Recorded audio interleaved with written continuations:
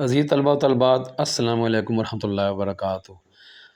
امید ہے کہ آپ سارے ٹھیک ٹھاک ہوں گے، اور میری دعا ہے کہ اللہ تعالیٰ آپ سب کو ہمیشہ صحت مند اور توانا رکھے۔ آج کی ہماری اس ویڈیو کا مقصد اردو حروف تہجی یاد رکھنے کا طریقہ، کہ طلبہ و طالبات کس طریقے سے اردو حروف تہجی کے نقطے یاد رکھ سکتے ہیں۔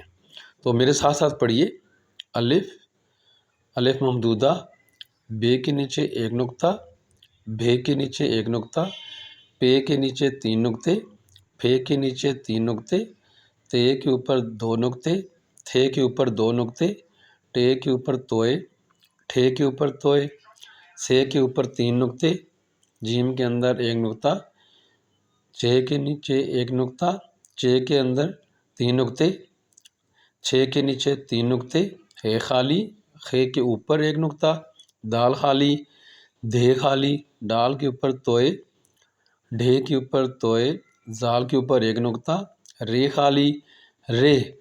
خالی، ڑے کے اوپر توئے، ڑے کے اوپر توئے، زے کے اوپر ایک نقطہ، یہ کے اوپر تین نقطے، سین خالی، شین کے اوپر تین نقطے، صاد خالی، زاد کے اوپر ایک نقطہ، توئے خالی، زوئے کے اوپر ایک نقطہ، عین خالی، غین کے اوپر ایک نقطہ، فے کے اوپر ایک نقطہ، قاف کے اوپر دو نقطے، قاف کے اوپر کش، کھے کے اوپر ایک کش،